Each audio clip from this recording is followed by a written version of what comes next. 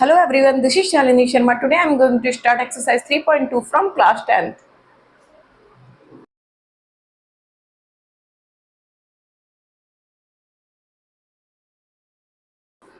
तो बेटा last videos में मैंने इस चैप्टर के इंट्रो के बारे में आप लोगों के साथ डिस्कस किया था, प्लस ये किया था कि 3.1 के सभी क्वेश्चन करके दिखाए थे।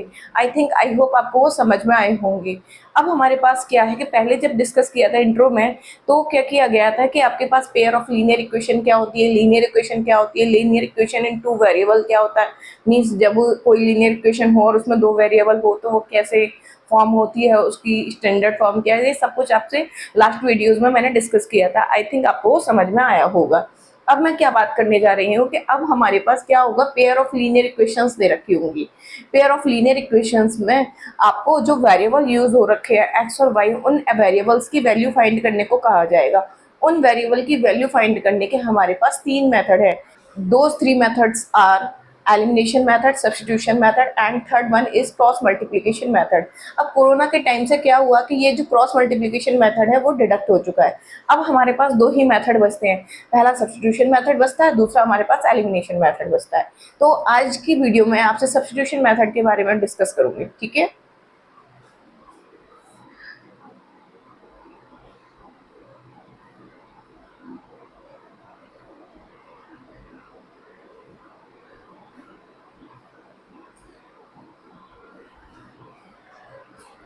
देखिए कैसे सब्स्टिट्यूशन मेथड के थ्रू हम इक्वेशन से वेरिएबल की वैल्यूज फाइंड करते हैं।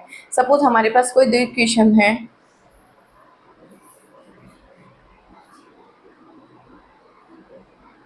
if x plus y equal to 14 and x minus y equal to 4।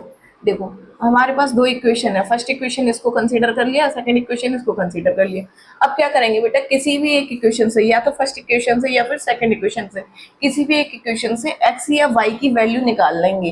किसमें, अगर x की वैल्यू निकालेंगे तो इन टर्म ऑफ y आएगी, और y की वैल्यू निकालेंगे तो इन टर्म ऑफ x आएगी। किसी भी एक इक्वेशन से यू हैव चॉइस, ठीक है। तो सपोज मैं फर्स्ट इक्वेशन से कर रही हूँ, बाई इक्वेशन 1, बाई इक्वेशन 1 अगर मैंने y की वैल्यू निकाली तो क्या आ जाएगा, y इक्वल टू क्या हो जाएगा, 14 माइनस एक्स, ये होगा ना। अब ये जो वैल्यू निकाली है वो मैंने किस इक्वेशन से निकाली है, फर्स्ट इक्वेशन से निकाली है। तो अगर ये वैल्यू मैंने फर्स्ट इक्वेशन से निकाली है तो मैं इसको किस में पुट करूंगी, सेकंड इक्वेशन में। ये बात आपको ध्यान रखना है कि अगर वैल्यू आप फर्स्ट इक्वेशन से निकाल रहे हैं तो उसे सेकंड में पुट करना है, और अगर सेकंड से निकाल रहे हैं तो फर्स्ट में पुट करना है। ऐसा नहीं करना है कि जिस इक्वेशन से वैल्यू निकाली है आप उसी में पुट करेंगे तो वो खत्म हो जाएगा, ठीक है। वहां पर एक्स और वाई आपके खत्म ही हो जाएंगे, किसी की भी वैल्यू नहीं निकलेगी। तो आप जिसकी भी वैल्यू निकाल रहे हैं, जिस भी इक्वेशन से निकाल रहे हैं, उसको अदर इक्वेशन में पुट करना है, ठीक है। तो यहाँ मैंने फर्स्ट से निकाला है तो सेकंड में पुट करेंगे। तो दिस वैल्यू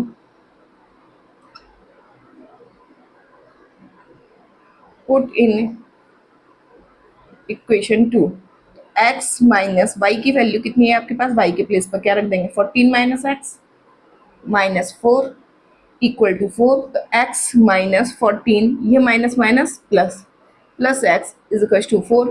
ये प्लस एक्स और ये प्लस एक्स कितना हो गया, 2x minus 14 equal to 4। Then 2x is equal to, simple calculation आ चुकी है, 4 प्लस 14। अब 2x इज इक्वल टू कितना हो गया, 18। Then x is equal to कितना हो गया, 18 अपॉन 2। तो x की वैल्यू कितनी आ गई, 9। ये आ गई x की वैल्यू। अब जो ये वैल्यू आई है x इज इक्वल टू 9, ये अब आपके पास चॉइस है, इसको आप किसी में भी पुट कर सकते हैं, इसमें भी पुट कर सकते हैं, इसमें भी पुट कर सकते हैं, और इसमें भी पुट कर सकते हैं। इसको मैंने 3 नंबर दे दिया, और इसमें भी पुट कर सकते हैं, ठीक है।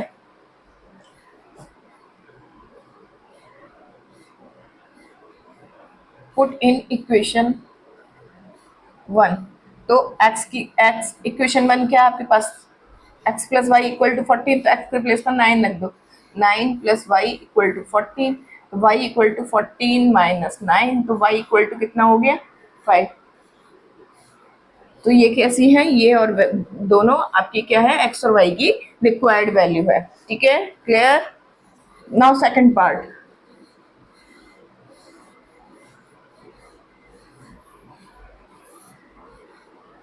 s minus t equal to 3, ये फर्स्ट इक्वेशन हो गई। दूसरी है s upon 3 plus t upon 2 equal to 6। ये सेकंड हो गई, ठीक है। अभी मैं इसको सेकंड कहने से पहले पहले इसको सिंप्लीफाई कर लूँ। देखो ये तो स्टैंडर्ड फॉर्म में है, जो लीनियर इक्वेशन की जो स्टैंडर्ड फॉर्म होती है ये तो उसी फॉर्म को फॉलो कर रही है एक्चुअली में ये भी। लेकिन मैं क्या करूँ, ये जो डिनोमिनेटर वाली टर्म्स हैं अगर इनको खत्म कर दूँ, सिंप्लीफाई कर दूँ, इस इक्वेशन को एक सिंपल फॉर्म में ले आऊँ तो ज़्यादा ईजी हो जाएगा। तो अगर मैं इसको सेकंड ना मानकर इसी को पहले सिंप्लीफाई कर लूँ, क्या करूँ कि 2 और 3 में एल्सियम ले लिया, 2 और 3 का एल्सियम लिया वो 6 आ गया। अब यहाँ पर ये 2 का एस में 2s प्लस 3 का टी में 3t equal to 6, then 2s plus 3t equal to 6 6 36। ये आपके पास आ गई सेकंड इक्वेशन। अब इन दोनों को सेकंड ले, ये जो इक्वेशन आई वो आई इसी को सिंप्लीफाई करके, ठीक है। अब क्या करना है आपको, जैसे कि मैंने अभी सब्स्टिट्यूशन मेथड में आपको समझाया था, क्या करना है कि या तो फर्स्ट से या फिर सेकंड इक्वेशन से, किसी भी एक इक्वेशन से किसी भी एक वेरिएबल की वैल्यू फाइंड कर लें और उस वेरिएबल की वैल्यू को जिससे आपने जिस इक्वेशन से फाइंड किया उससे अदर इक्वेशन में पुट करना है, ठीक है। तो सपोज मैं फर्स्ट से फाइंड करती हूँ by equation 1, s is equal to कितना हो गया 3 प्लस टी, है ना, फिर माइनस टी है, इधर गया प्लस टी हो गया, 3 प्लस टी हो गया। अब ये वैल्यू किससे आई आपकी फर्स्ट इक्वेशन से, तो किस में पुट करेंगे, सेकंड में, पुट इन 2 एस के प्लेस पर। 2 एस की वैल्यू कितनी है 3 प्लस टी, तो इस एक्स की जगह क्या रख देंगे 3 plus t plus 3t equal to 36, 2 3 जा 6 plus 2t plus 3t equal to 36, तो 6 plus 5t 36 minus 6, then 5t equal to 30 और t इक्वल टू 30 अपॉन 5, 5 से ये 6 टाइम कैंसिल हो गया, तो t की वैल्यू कितनी आ गई 6 आ गई। अब ये जो वैल्यू होती है यहाँ पर आप इंडिपेंडेंट हो जाते हैं, यहाँ पर आपके पास क्या इंडिपेंडेंसी है कि आप ये वैल्यू किसी भी इक्वेशन में पुट कर सकते हैं। तो पुट इन, कोई बाउंडेशन नहीं है कि आपको ये फर्स्ट में ही रखनी है या सेकंड में ही रखनी है। तो पुट इन 1, तो s माइनस टी के प्लेस पे क्या रख दें 6 equal to 3, s is equal to 3 minus 6 उधर गया plus 6, s is equal to 9, ठीक है बेटा। आई थिंक आपको वो समझ में आया होगा ये मेथड जो है। तो बेटा ये मेरी जो वीडियोस है ना ये उन स्टूडेंट्स के लिए बहुत ज़्यादा हेल्पफुल है कि मीन्स वो जो कहीं जाकर नहीं पढ़ सकते हैं, विदाउट एनी कॉस्ट आपके लिए बहुत, ये घर बैठे आपके लिए फैसिलिटी है कि आप घर पर 1 by 1 each and every questions देख सकते हैं, समझ सकते हैं। बिल्कुल घरेलू तरीके से मैं आपको ये पढ़ा रही हूँ, ठीक है। नाउ थर्ड पार्ट,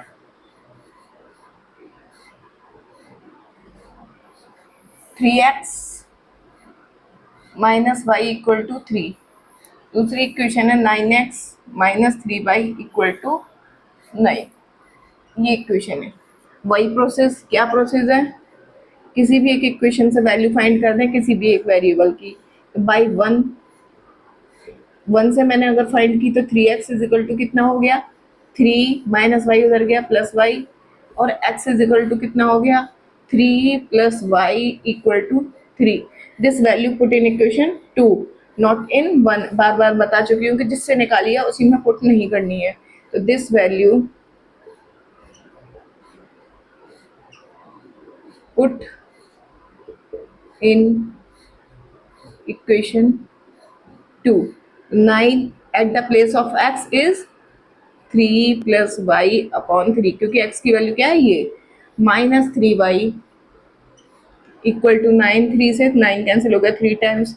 अब 3 का मल्टीप्लाई 3 प्लस वाई में करेंगे तो 3 3 जा 9 plus 3y minus 3y equal to 9। अब ये 3y से 3y कैंसिल हो गया तो बचा कितना 9 इक्वल टू 9।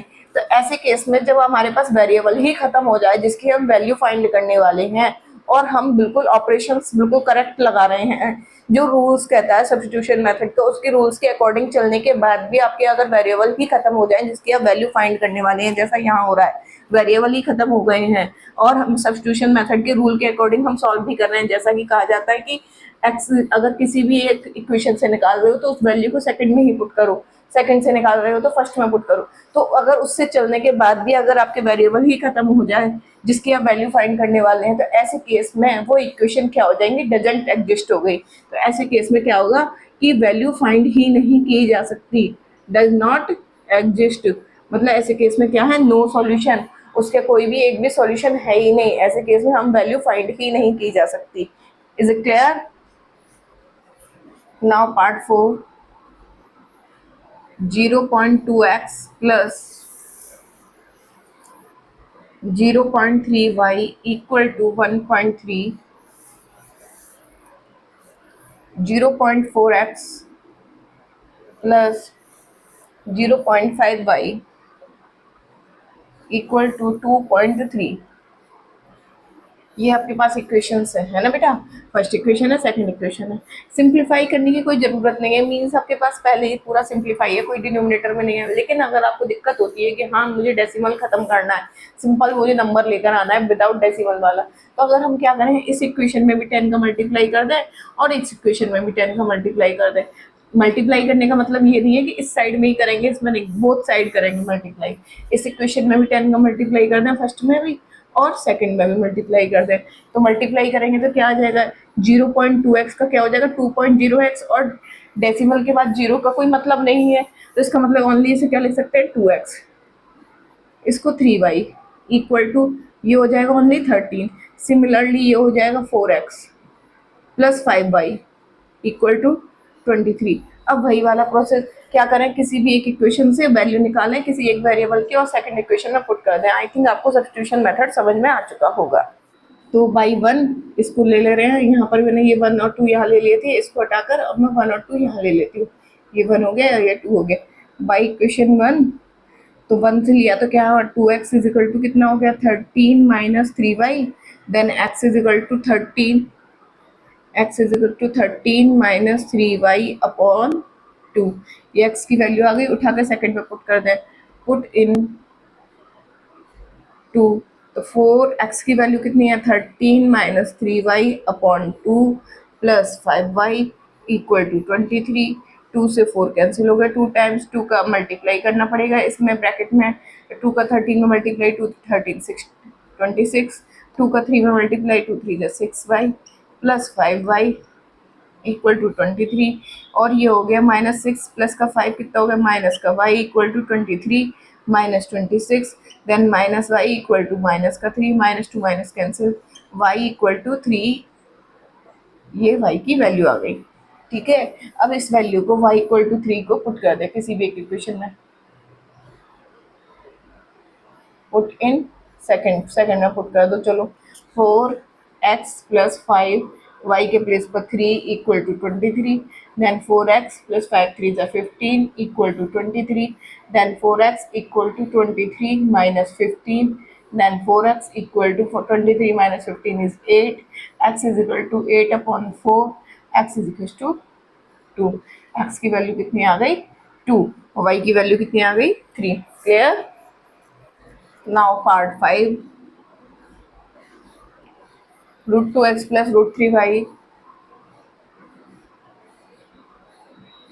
Equal to 0। दूसरी इक्वेशन है √3x minus √8y equal to 0। ठीक है, और वही प्रोसेस, इसको 1 ले लिया, इसको 2 ले लिया, बाई इक्वेशन 1 से लिया √2x इक्वल टू कितना हो गया माइनस का √3y, then x is equal to कितना हो गया माइनस √3 अपॉन √2y, ये x की वैल्यू हो गई, उठाकर सेकंड में पुट कर दें, पुट इन 2, तो √3 x की वैल्यू कितनी है minus √3 upon √2y minus √8 y equal to 0। √3 का √3 में मल्टीप्लाई कितना हो गया 3 upon √2 y minus √8 y equal to 0। इन दोनों में क्या करेंगे एलसीएम लेंगे, तो कितना हो गया, एलसीएम ले लिया मैंने √2 तो माइनस की 3y और √2 का √8 में मल्टीप्लाई होगा तो √16 हो जाएगा, 2 8 जा 16, √16 y इक्वल टू 0, तो माइनस 3y √16 कितना होता है 4, 16 का अंडर रूट क्या होता है 4, तो 4y अपॉन √2 इक्वल टू 0, तो माइनस 3y और माइनस 4y कितना हो गया माइनस का 7y इक्वल टू 0 इंटू √2, तो y equal to 0 into √2 0 upon minus 7 और किसी भी नंबर को अगर 0 के नीचे चला जाए तो उसकी वैल्यू भी 0 हो जाती है। तो y की वैल्यू कितनी आ गई, 0 आ गई। This value put in equation 1 और 2 as your wish. y equal to 0, put in 1 तो √2x प्लस √3y की वैल्यू 0 इक्वल टू 0, तो √2x plus 0 equal to 0, x is equal to 0 upon √2, x is equal to 0।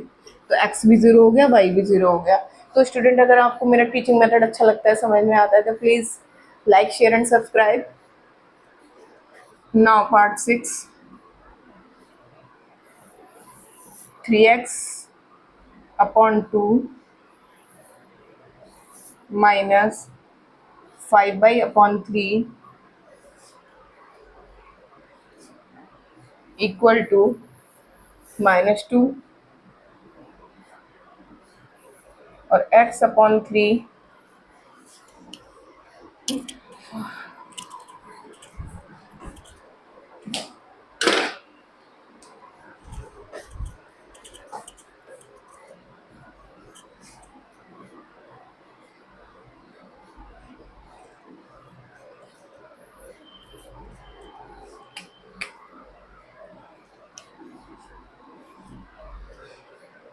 Now part 6,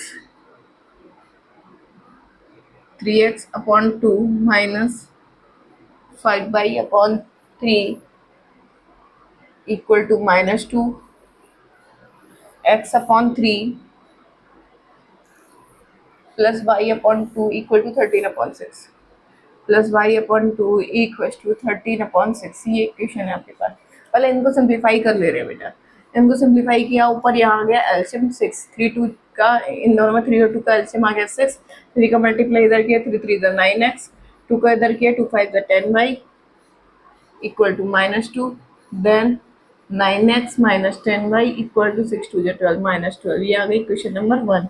simplify इसको भी करते हैं। तो यहाँ पर ले लिया 6 LCM, 2x plus 3y equal to 13 upon 6, 6 to 6 cancel हो गया।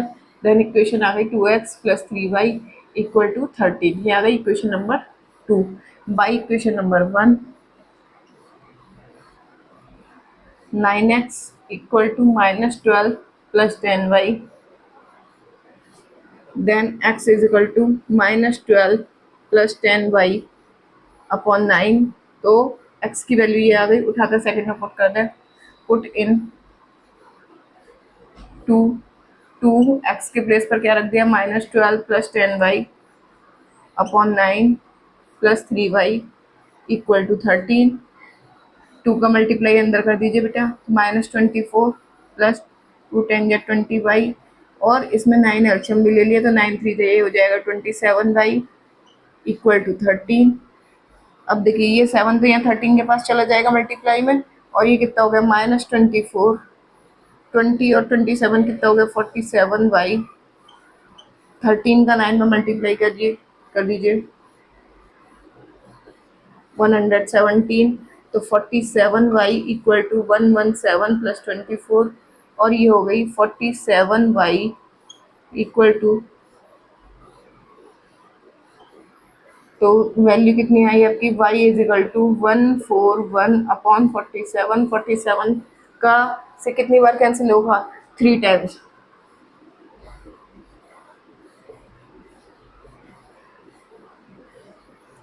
y इक्वल टू 3 उठाकर किसी भी इक्वेशन में पुट कर दें, तो put in 9x minus 10 into 3 equal to -12, 9x equal to -12, 10 3 30, उधर गया प्लस 30 हो गया, तो 9x इक्वल टू कितना बचा बेटा 18 प्लस का, तो x is equal to 18 upon 9, x equal to कितना आ गया आपके पास 2। ठीक है, ये x is equal to 2, y equal to 3, ये आपका रिक्वायर्ड आंसर है। ठीक है, now student question number 2,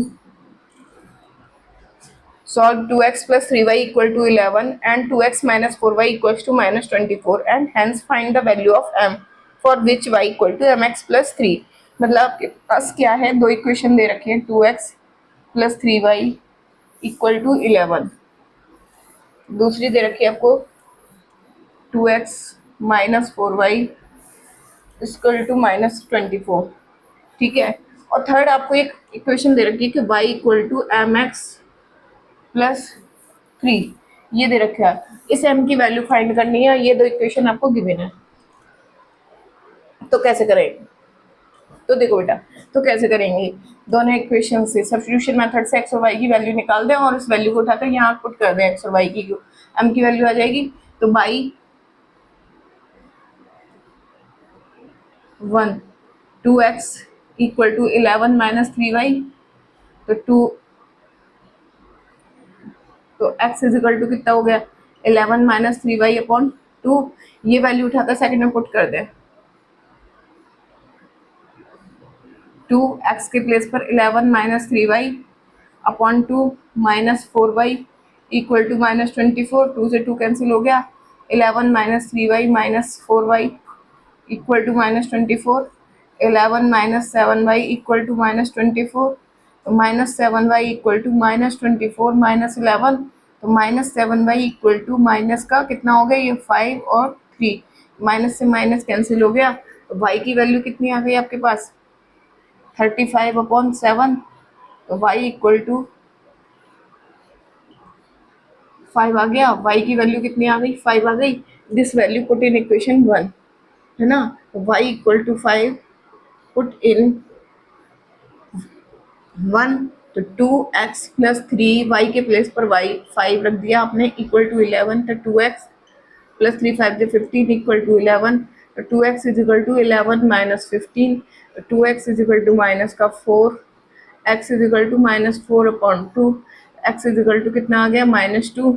y equal to 5, x is equal to minus 2 उठाकर इसमें रख दें। तो क्या लिखे हैं, x is equal to minus 2 और y equal to 5 put in 3। Third में पुट कर दिया। तो y के इक्वल टू जब प्लेस पर क्या रख दिया आपने, 5 इक्वल टू m, x के प्लेस पर माइनस 2 प्लस 3। तो 5 प्लस 3 इधर आ गया minus 3 equal to minus 2m। और ये होगा 2 इक्वल टू माइनस 2m और 2 अपॉन माइनस 2 इधर आ गया equal to upon equal to m रहा। 2 से 2 कैंसिल हो गया। तो m इज इक्वल टू कितना आ गया, -1। m की value -1। Clear student?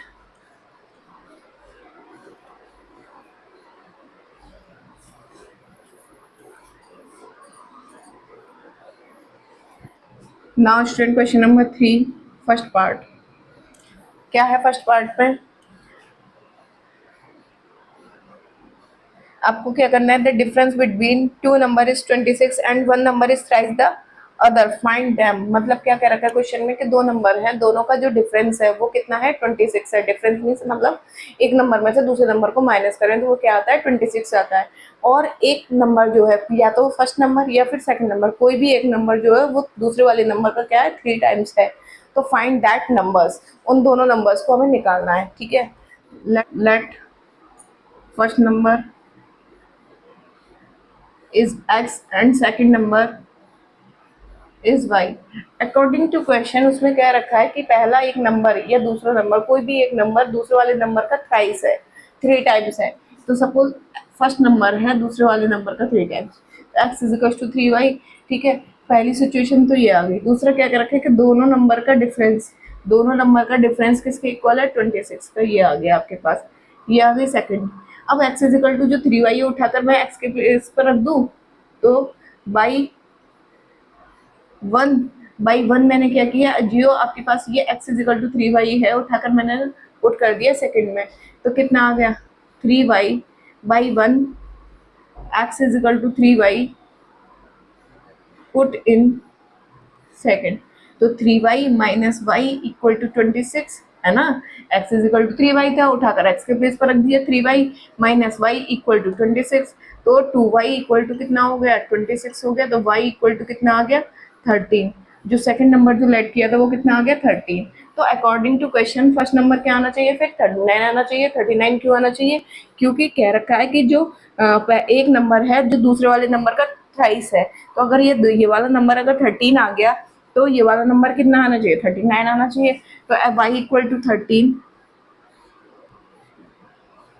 Put in 1, x is equal to 13 into 3, y के प्लेस पर क्या रख दिया 13 इंटू 3, तो x इज इक्वल टू कितना आ गया 13। तो देख लीजिए ये आ गए दोनों नंबर। ये नंबर जो 39 है इसका कितना है थ्राइस है, और अगर 39 में से 13 माइनस करें तो 26 के भी इक्वल होता है। तो सिचुएशन को सेटिस्फाई कर रहा है जो गिवन सिचुएशन है। ठीक है,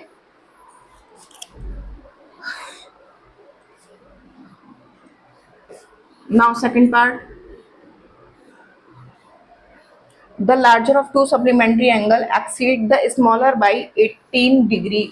मतलब क्या कह रखा है कि दो सप्लीमेंट्री एंगल है। सप्लीमेंट्री एंगल कब होते हैं कि जब दो एंगल को सम कर दिया जाए तो उनका सम किसके इक्वल होना चाहिए 180 डिग्री के इक्वल। और जो उसमें जो बड़ा वाला एंगल है, मतलब जो दो सप्लीमेंट्री एंगल है उसमें एक बड़ा एंगल है एक छोटा एंगल है, दोनों को मिलाकर 180 है। तो जो लार्जर वाला एंगल है, जो बड़ा वाला एंगल है, वो स्मॉलर वाले एंगल से कितना बड़ा है 18 डिग्री बड़ा है, ये समझ लो। ठीक है, अब आगे क्या कह रखा है कि वो दोनों एंगल्स क्या उनकी वैल्यू बताइए। ठीक है, तो मैंने कंसीडर कर लिया लेट लार्जर एंगल है x और स्मॉलर एंगल जो है मेरे पास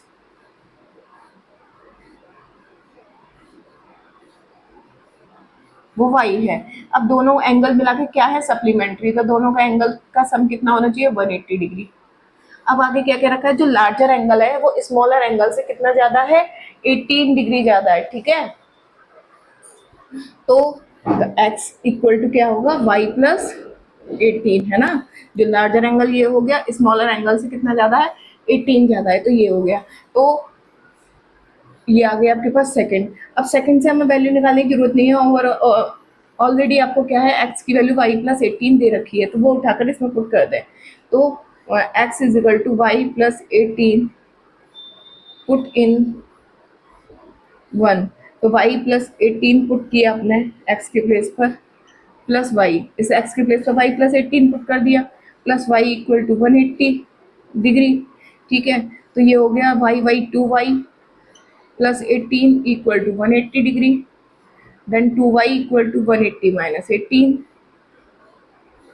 तो 2y equal to 162, y equal to 162 upon 2, ये आ गई 81 डिग्री। तो y इक्वल टू कितना आया 81 डिग्री। तो जो स्मॉलर एंगल आया वो 81 डिग्री आ गया। तो इसका मतलब लार्जर एंगल क्या होना चाहिए, इससे 18 ज़्यादा होना चाहिए। तो लार्जर एंगल क्या है, अब देखो ये वैल्यू उठाकर मैं सेकंड में पुट कर दूं, तो put in second y equal to 18 मैंने सेकंड में पुट की, तो x is equal to y कितना 81 प्लस 18, तो x इज इक्वल टू कितना आ गया 99 degree.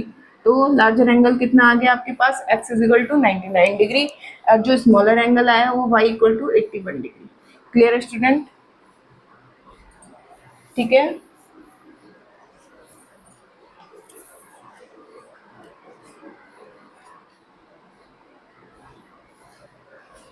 The coach of a cricket team buy 7 bat and 6 ball for rupees 3800। एक क्रिकेट टीम का कोच है, वो क्या करता है 7 बैट और 6 बॉल्स को टोटल कितने रुपए में खरीदता है 3800 में। Later she buys 3 bat and 5 balls. बाद में वो क्या करते हैं जो करते हैं जो कोच है क्रिकेट टीम की, वो 3 बैट एंड 5 बॉल्स को टोटल कितने रुपए में खरीदती है 1750 में।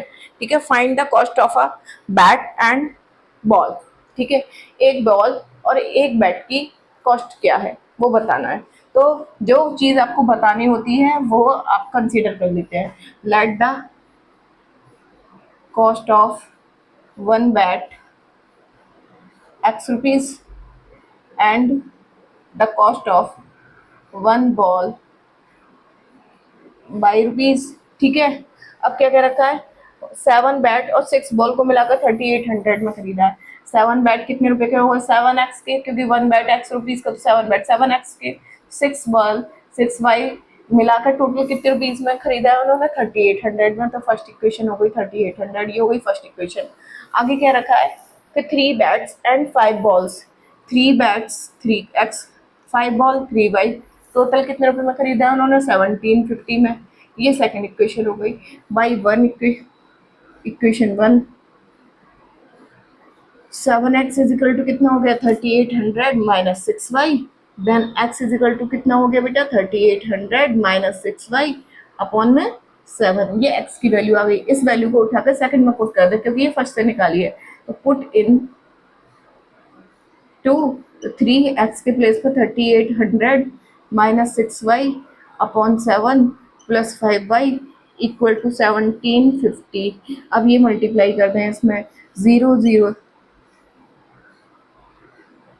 ये हो गया माइनस 3 6 या 18y प्लस एलसीएम ले लो आप यहाँ पर 7 7 5 जा 35y इक्वल टू कितना हो गया 1750। और देखो बेटा ये हो गया 11400 माइनस नहीं प्लस आएगा क्योंकि माइनस का छोटा है प्लस का बड़ा। ये कितना बचे आपके पास 17y इक्वल टू 1750 इंटू 7, ये डिवाइड में मल्टीप्लाई में पहुंच गया। आगे क्या होगा आपके पास कि 11400 प्लस 17y इक्वल टू 0 और ठीक है ये आया आपके पास। ठीक है, इसका इसमें मल्टीप्लाई करने के बाद तो 17y इक्वल टू 12250 माइनस 11400, तो 17y इक्वल टू, ये माइनस कर दो इसमें से 0 5 और 122 में से 114 माइनस करें तो कितना बचा आपके पास बेटा 18 बचा। और y is equal to 850 upon 17 17 5 जा 85 0, तो y इक्वल टू कितना आ गया 50। मतलब कॉस्ट ऑफ वन बॉल कितनी है 50 रुपीज़। अब y इक्वल टू 50 पुट कर दे किसी में भी, मैंने पुट कर दी सपोज पुट इन सेकंड कर दिया तो 3x plus 5 into 50 equal to 1750। तो 3x इक्वल टू 1750 माइनस इसके साथ मल्टीप्लाई किया 5 5 25 उधर गया माइनस में 250 हो गया। 3x इज इक्वल टू कितना बचा ये 1500, x is equal to 1500 upon 3, ये हो गया 500। तो x इज इक्वल टू कितना आया 500। तो इसका मतलब क्या है cost of one ball is 50 rupees, cost of one bat is 500 rupees. तो cost of one bat 500 rupees and cost of one ball 50 rupees. Clear student?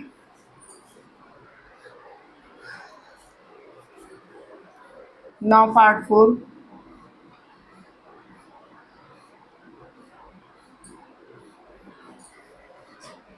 क्या कह रखा है the taxi charges in a city consist of a fixed charge together with the charge for the distance covered for a distance of 10 kilometre the charge paid is ₹105।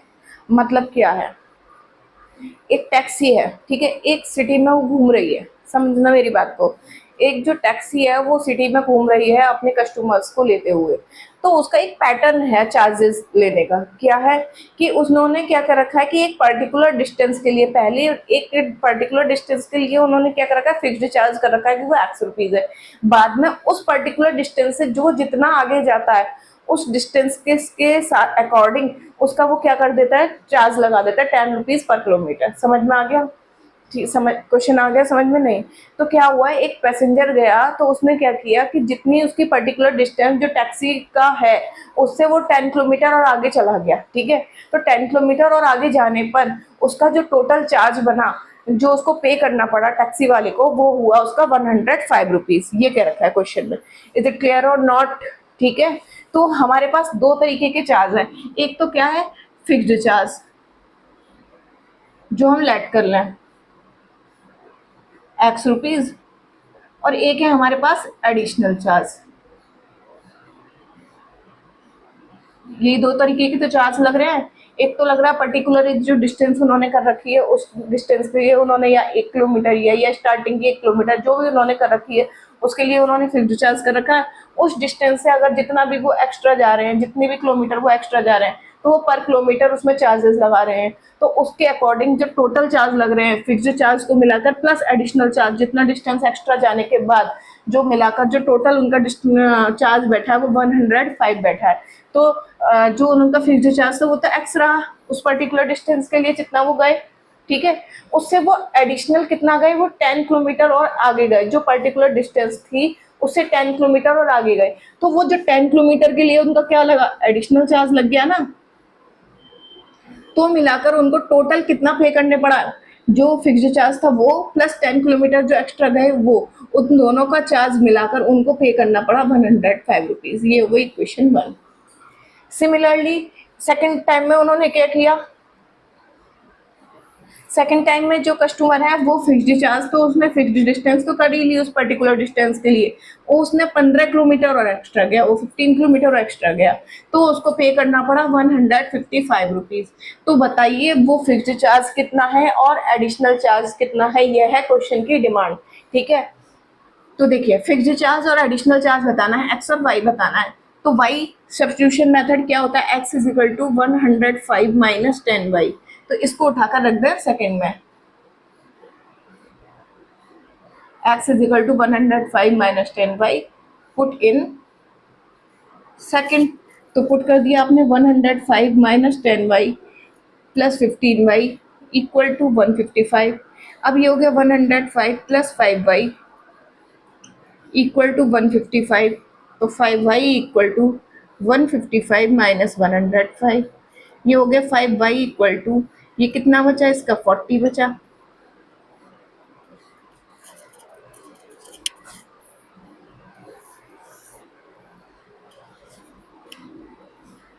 तो 5y equal to ये हो गया 50, तो y equal to कितना होगा 50/5।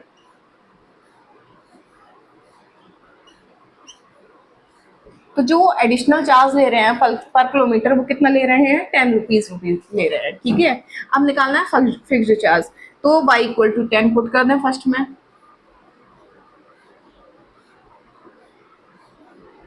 x plus 10 into 10 equal to 105, तो x plus 10 10 या 100 minus 100, तो ये आपका क्या एडिशनल चार्ज जो था वो 10 रुपीज आया और जो फिक्स्ड चार्ज है वो 5 रुपीज आया। ठीक है, अब क्या कह रखा है क्वेश्चन में कि जो एक पर्सन है वो है ना 25 किलोमीटर एक्स्ट्रा जाता है, जो अपनी उसकी जो पर्टिकुलर डिस्टेंस थी फिक्स्ड चार्ज के जिसमें उसमें फिक्स्ड चार्ज लग रहा था उससे वो 25 किलोमीटर एक्स्ट्रा जाता है, तो बताओ उसमें कितना पे करना पड़ेगा। तो अगर वो फिक्स्ड चार्ज जहाँ तक जिस डिस्टेंस के लिए लग रहा है उससे अगर वो 25 किलोमीटर एक्स्ट्रा जाता है तो ये बनेगी इक्वेशन। ठीक है, ये क्या होगा, ये तो होगा फिक्स्ड चार्ज जो फिक्स रहने वाला है प्लस 25 किलोमीटर एक्स्ट्रा जाएगा तो कितना लगेगा 25y लगेगा, तो उसका कितना पे करना पड़ेगा, एक्स की वैल्यू कितनी है, फिक्स्ड चार्ज कितना पे करना पड़ेगा 5 रुपीज प्लस जो 25 किलोमीटर एक्स्ट्रा चला है उसके लिए जो पे करना पड़ेगा, तो y की वैल्यू कितनी है, एडिशनल चार्ज कितना है 10 रुपीज, तो 5 प्लस 250, तो उसको कितना पे करना पड़ेगा 255 रुपीज 25 किलोमीटर एक्स्ट्रा जाने पर। ठीक है,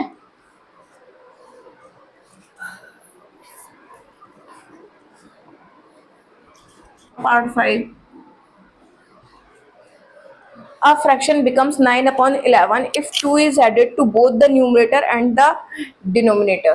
आगे क्या कह रखा है क्वेश्चन में कि if 3 is added to both the numerator and denominator it becomes 5/6। मतलब क्या है कि यहाँ पे फ्रैक्शन की बात की जा रही है और जहाँ पे फ्रैक्शन की बात की जाती है इट मीन्स वहाँ पर क्या होगा, न्यूमरेटर होगा और डिनोमिनेटर होगा। तो देखिए, तो लेट कर ले रहे हैं हम,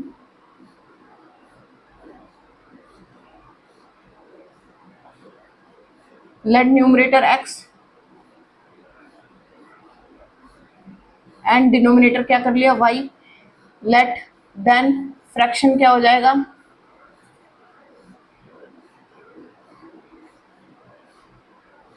x/y ये हो जाएगा।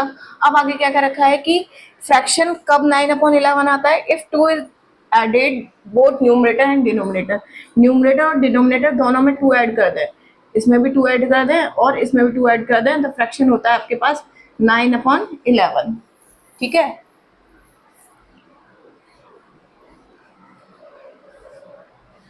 क्रॉस मल्टीप्लाई कर दीजिए, 11x प्लस 11 2 जा 22 प्लस 9y 9 2 जा 18, 11x minus 9y equal to 18 minus 22 is -4। ये हो गई क्वेश्चन नंबर 1। अब आगे क्या कर रखा है, if 3 is added to both the numerator and denominator the fraction becomes 5/6। अब न्यूमरेटर और डिनोमिनेटर दोनों में 3 ऐड कर दें, तो फ्रैक्शन आता है 5/6, क्रॉस मल्टीप्लाई कर दीजिए।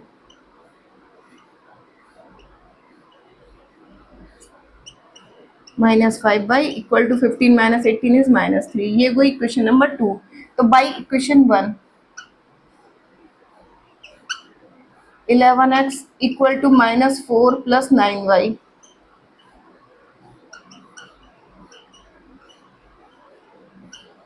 ये आ गई x की वैल्यू फर्स्ट इक्वेशन से।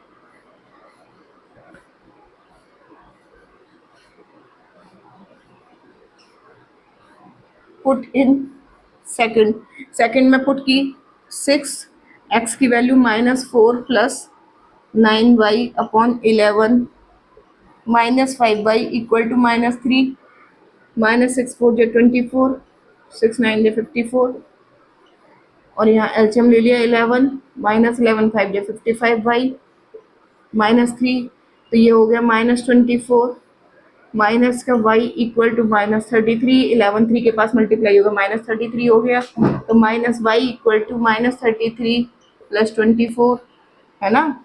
और -y इक्वल टू कितना बचा आपके पास 6 और 3 9 माइनस का 9 और माइनस ये 9 माइनस कैंसिल हो गया तो y की वैल्यू कितनी आ गई आपके पास 9। y इक्वल टू 9 पुट करना है किसी भी इक्वेशन में। पुट इन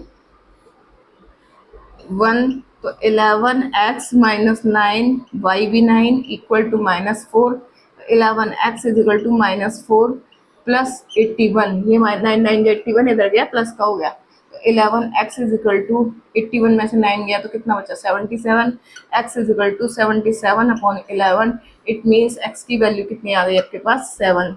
तो जो फ्रैक्शन आया फ्रैक्शन क्या होता है आपके पास न्यूमरेटर अपॉन डिनोमिनेटर। न्यूमरेटर क्या है 7 डिनोमिनेटर क्या है 9 7/9 ये आ गया आपके पास fraction.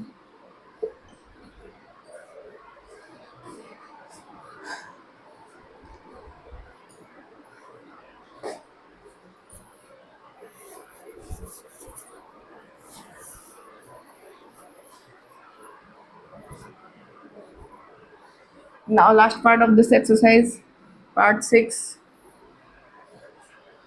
5 years hence the age of Jacob will be 3 times that of his son।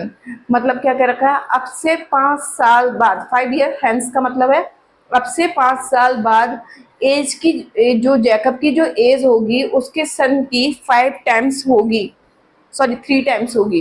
ठीक है आगे क्या कह रखा है क्वेश्चन में 5 years ago अब से 5 साल पहले Jacob's age was 7 time that of his son. अब से 5 years पहले जैकब की जो एज थी अपने सन की एज की 7 टाइम्स थी। ठीक है तो बताइए दोनों के प्रेजेंट एज क्या है। क्वेश्चन समझ गए हो नहीं क्या है कि 5 years hence अब से 5 साल बाद जैकब की एज अपने सन की एज के 3 टाइम्स होगी और अब से 5 साल पहले जैकब की एज अपने सन की एज की 7 टाइम्स थी। क्लियर। तो बताइए दोनों की प्रेजेंट एज कितनी है। ठीक है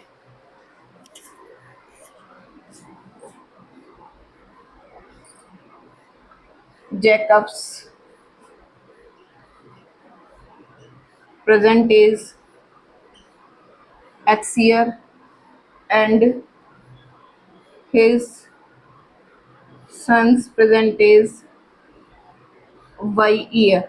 अब क्या कर रखा है 5 years hence मतलब अब से 5 साल बाद 5 साल बाद के लिए क्या होगा दोनों की एज में 5 साल प्लस हो जाएंगे ना। जैसे अब आपकी एज सपोज 20 ईयर है तो 5 साल बाद कितनी हुई 25 हो गई। कैसे आपने क्या किया आपकी जो एज है उसमें 5 साल प्लस कर दिए तो कितनी होगी 25। सेम आपकी जो इनकी एज है उसमें 5 साल प्लस कर दिए तो दोनों की हो गई। तो जैकब की एज अपने सन की एज की 3 टाइम्स होगी तो ये बात 3 टाइम्स कर दिया तो x + 5 इक्वल टू 3y + 15 तो x - 3y इक्वल टू कितना हो गया 10 फर्स्ट इक्वेशन। आगे क्या कर रखा है 5 years ago मतलब अब से 5 साल पहले दोनों की 5 साल पहले कर लिया है ना। जैकब की एज अपने सन की एज की 7 टाइम्स थी तो सन की एज ये है उसकी 7 टाइम्स हो गई तो x - 5 इक्वल टू 7y - 7 5 जो 35 x - 7y इक्वल टू -35 + 5 और ये हो गया x minus 7y equal to minus का 30। ये हो गई दूसरी इक्वेशन। अब बाई इक्वेशन 1 इससे मैं वैल्यू निकाल दे रही हूँ, x इज इक्वल टू कितना हो गया बेटा 10 प्लस 3y। ठीक है, तो ये वैल्यू आप उठाकर किसी भी एक इक्वेशन में पुट कर दें, मतलब अपने 1 से निकाली है तो सेकंड में ही रखनी पड़ेगी। तो put in x is equal to 10 plus 3y, put in second, तो 10 plus 3y minus 7y equal to minus 30। तो ये बचा माइनस का 4y इक्वल टू माइनस 30, और ये माइनस का 10 हो गया, और माइनस 4y इक्वल टू ये हो गया minus 40, minus to minus cancel, y equal to 40 upon 4, y equal to कितना आ गया आपके पास 10। तो जैकब की जो सन की प्रेजेंट एज है इस टाइम वो कितनी है 10 ईयर्स।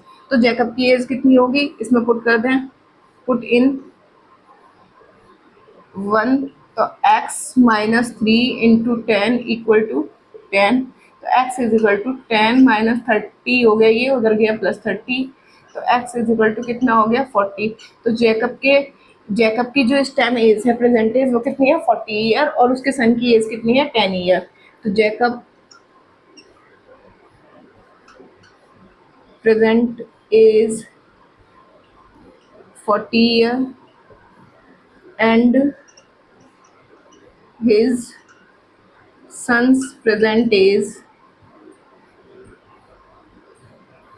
कितनी आ गई बेटा 10 ईयर। क्लियर?